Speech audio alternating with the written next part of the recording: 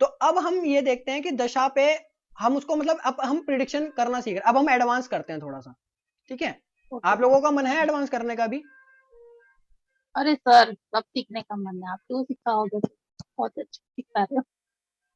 चलो यस ठीक है, यस। चलो तो आज थोड़ा सा एडवांस पढ़ते हैं, ठीक है? तो अब इनके केस में देखते हैं, इस कुंडली में देखते हैं कि इनकी कुंडली में हम देख रहे हैं कि इनका जो लग्नेश है, जो लग्नेश यानी हम, है ना? क्योंकि लग्न यानी हम हो गए, और फर्स्ट हाउस का लॉर्ड, उसका भी संबंध हमारे हमारे शरीर से हो गया, क्योंकि फर्स्ट हाउस हमारा शरीर है। तो सूर्य इनके शरीर को, इनके बॉडी को रिप्रेजेंट कर रहे हैं, और सूर्य बैठ गए कहां पर? 8th हाउस में। 8th हाउस मैंने क्या बताया? पीड़ा का भाव है, ठीक है? 8th हाउस सर्जरी का भाव है, बताया था ना? तो लग्नेश उठ करके सूर्य आ गए 8th हाउस में, यानी सर्जरी बता रहा है। लग्न लग्न का संबंध अष्टम से हो गया, यानी कि वो सर्जरी बता रहा है, या फिर वो पीड़ा बता रहा है। अब हमें देखना है कि वो पीड़ा आ कहां से रही है। तो मैंने दो तरीके बताए। पहले तो प्लैनेट का वो देख लो कि उसका कैरेक्टरिस्टिक्स, उसका मतलब वो क्या, उसके बॉडी पार्ट में कहां वो असर डालता है अपना। तो जो सूर्य है ना, वो हार्ट, मैंने बताया था मेन सोर्स है सूर्य। सूर्य मेन सोर्स है, आप बाहर भी देख लो, मैंने बोला था ना, यत पिंड तत् ब्रह्मांडे। तो सूर्य हमारा मेन सोर्स, सारे प्लैनेट्स का मेन सोर्स है। सूर्य नहीं होंगे तो कुछ नहीं है ना। तो ऐसे ही हमारे शरीर में मेन सोर्स हमारा हार्ट है, ठीक है? इस वजह से सूर्य को प्रतिनिधित्व मिला हार्ट का, यानी कि पीड़ा आ सकती है, सर्जरी हो सकती है, किसकी? हार्ट की, इस व्यक्ति को। अब समझ में आ गया यशवी जी मैंने क्यों बोला था ये चीज? ठीक है, तब तो मैंने खाली आपको बता दिया था कि इनको ऐसा हो सकता है, टाइम पीरियड भी बता दिया आपको, सब बता दिया। बट वो क्यों, कैसे हो सकता था, मैंने क्यों बोला ये चीज, क्या देख करके बोला, वो मैं ये अब समझा रहा हूं आपको। अब आपको समझ में आ जाएगा सारा, ठीक है? अब हमने ना ये चीज कंफर्म करनी है कि क्या सूर्य सचमुच पीड़ा देंगे अपनी दशा में। अब हमने कंफर्म भी करना है ना। खाली D1, मैंने क्या बोला था कि D1 देख करके हम श्योरिटी नहीं हमें करनी चाहिए, हमें D9 और साथ ही साथ जो भी, तो जो भी हम प्रोस्पेक्ट देख रहे हैं जिस भी फील्ड का, उसका पर्टिकुलर डिविजनल चार्ट, जैसे डिजीज के लिए D6 और D27, मैरिज के लिए D9, तो डी। हाँ, और करियर के लिए D10, बोला था ना मैंने सारी चीज। तो हमने ना पहले लग्न कुंडली देख ली, अगर हमें वहां पर हमें जो भी अच्छा बुरा जो भी कुछ दिख रहा है, उसको कंफर्म करने के लिए हमने वो पर्टिकुलर डिविजनल चार्ट जरूर देखना, जरूर D9 के साथ। पाराशर जी ने बोला है अगर D9 ना देखा, D9 जो लोग नहीं देख रहे वो एस्ट्रोलॉजर ही नहीं है। और मैं कह रहा हूं आप लोगों को भी कि जरूर देखना है D9, और रिजल्ट मिलता है बहुत बढ़िया, ठीक है? अब हम देख लेते हैं इनका D9, ये आ जाओ D9 पे, ठीक है? अब यहां पर आप सूर्य को देखो कि सूर्य कहां बैठे हैं, किस राशि में। सूर्य जो है ना इनके D9 में, D9 में भी वो मीन राशि में बैठे हैं। यहां पर देखो D9 में 12 नंबर राशि में ही बैठे हैं वो। D1 में भी, मतलब लग्न कुंडली में भी 12 नंबर राशि में ही बैठे थे, मीन में ही बैठे थे, और D9 में भी मीन में बैठ गए वो, यानी ये राशि वर्गोत्तम हो गए। इसको ना वर्गोत्तम बोलते हैं। इस ये जो मतलब इस पॉइंट को ना, इसको जो नाम दिया गया है, पाराशर जी ने जो नाम दिया है वो दिया है वर्गोत्तम। तो भाव भी वर्गोत्तम हो सकता है, राशि भी वर्गोत्तम हो सकता है। तो यहां पर जो सूर्य है ना वो राशि वर्गोत्तम ही हो गए, यानी वर्गोत्तम यानी सेम, मतलब वो D1 में भी जिस D1 में वो जिस राशि में बैठे थे D9 में भी उसी राशि में बैठ गए। हाँ। अच्छा, मैंने शुरू में ये बोला था कि पाराशर जी ने बोला है कि D1 चार्ट, D9 चार्ट और D60 चार्ट, इसको आप D1 की तरह ही देख सकते हो, मतलब D9 को D60 को, यानी इन तीनों चार्टों को आपने एक तरीके से देख सकते हो। अब हमने इस चार्ट को, D9 चार्ट को रीड करना है D1 की तरह। अब वो कैसे करेंगे हम, कि हम ना हमने देखा कि लग्नेश सूर्य अष्टम में थे,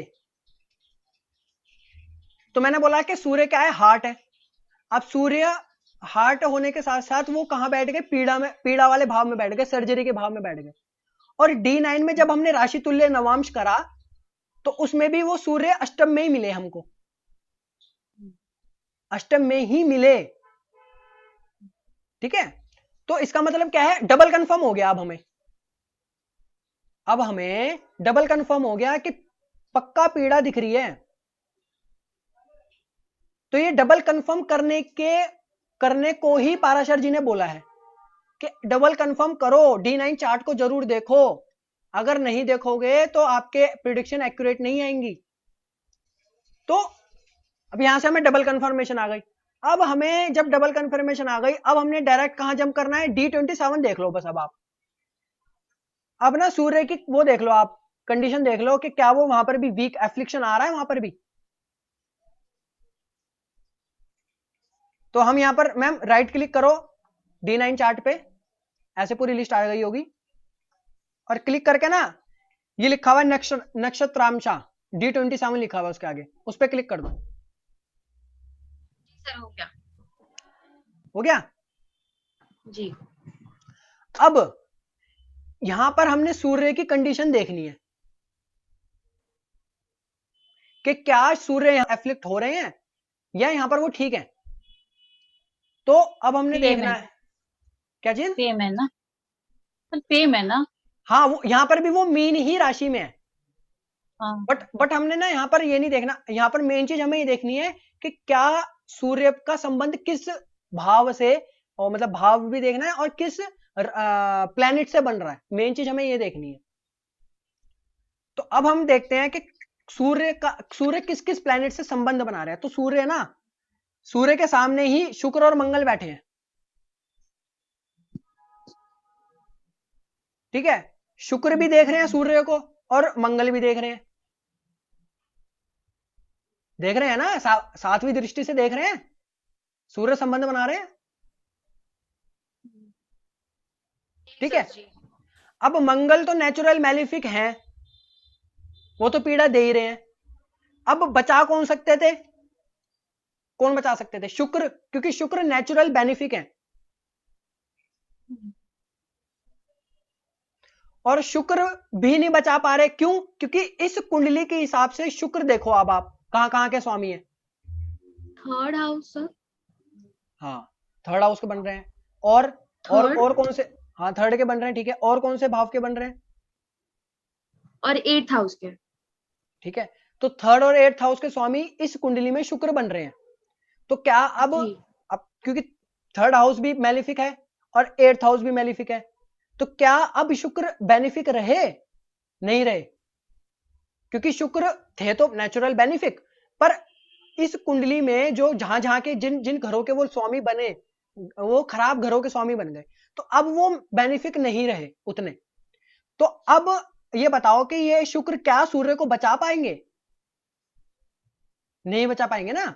और मंगल जो देख रहे हैं वो तो नेचुरल मैलिफिक थे ही, और कोई नहीं देख रहे मैम, सिर्फ शनि ही देख रहे हैं बस, शुक्र मंगल और शनि देख रहे हैं सूर्य को, और कोई नहीं देख रहे।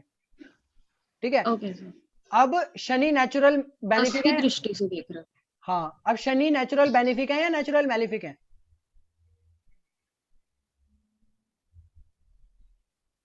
मैलिफिक है ना सर।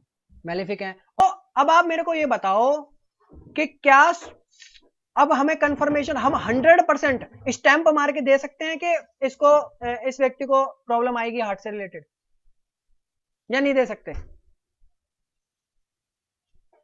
अब हमने 3 एक्सपेक्ट से देख लिया, पाराशर जी के हमने तीनों जो उन्होंने बोले हैं ना कि कैसे कैसे देखना चाहिए, हमने सारी चीजों में देख लिया। हमने लग्न पे, सबसे पहले हमने लग्न चार्ट देखा, वहां में दिक्कत दिखी, हमने D9 देखा, वहां में दिक्कत दिखी, फिर हमने D27 देखा, वहां भी हमें दिक्कत दिखी।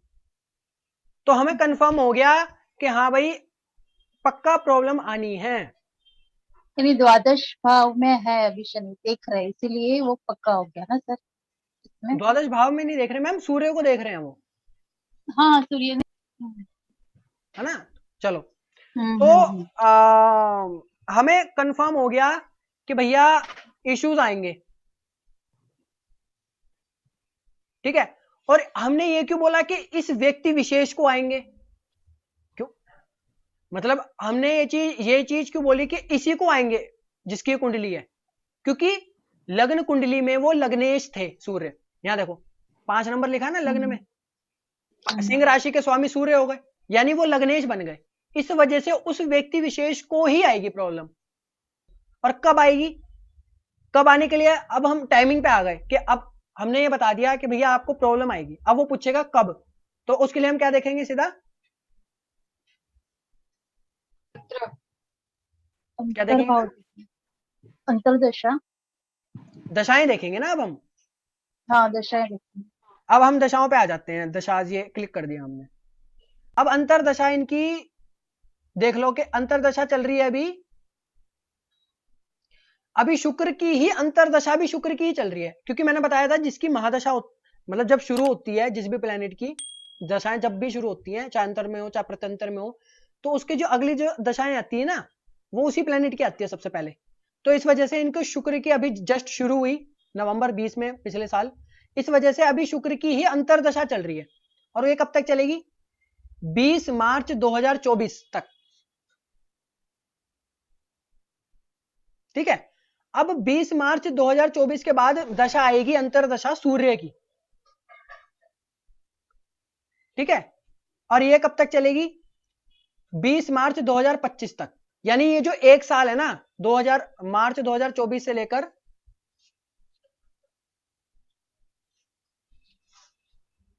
यानी जो ये एक साल है ना मार्च 2024 से लेकर मार्च 2025 तक का, उस समय अंतरदशा में सूर्य रहेंगे। इसका मतलब सूर्य एक्टिव रहेंगे उस समय, सूर्य अपने रिजल्ट, क्योंकि जो प्लेनेट मैंने बताया था जो भी दशाओं में रहते हैं वो एक्टिव हो जाते हैं, ठीक है। तो उस समय वो प्लेनेट सूर्य इनके एक्टिव रहेंगे, यानी वो अपने रिजल्ट देंगे, अच्छे या बुरे वो हमने देखना, पहले ही देख लिया हमने कि वो कैसे देंगे रिजल्ट। अब हम देख रहे हैं कि वो कब देंगे, तो सूर्य देंगे कब, 2024 मार्च से 2025 मार्च के बीच में। तो हम उस व्यक्ति विशेष को ये बोलेंगे कि भैया इस व्यक्ति को जिसकी कुंडली है कि भैया ऐसा है मार्च 2024 से मार्च 2025 का समय नोट कर लो, ये समय आपके लिए अच्छा नहीं है। वो पूछेगा किस चीज के लिए अच्छा नहीं है, भैया आपके हेल्थ के लिए अच्छा नहीं है। वो करेगा हेल्थ में पर्टिकुलर किस चीज में मेरे को प्रॉब्लम आ सकती है, आप कहोगे हार्ट से रिलेटेड, वो कहेगा हार्ट में क्या हो सकता है, तो हार्ट में कुछ भी पीड़ा हो सकती है, कुछ भी इशू आ सकते हैं, और मेजर चांसेस हैं कि सर्जरी हो जाए, हो सकती है, क्योंकि 8th हाउस सर्जरी का है।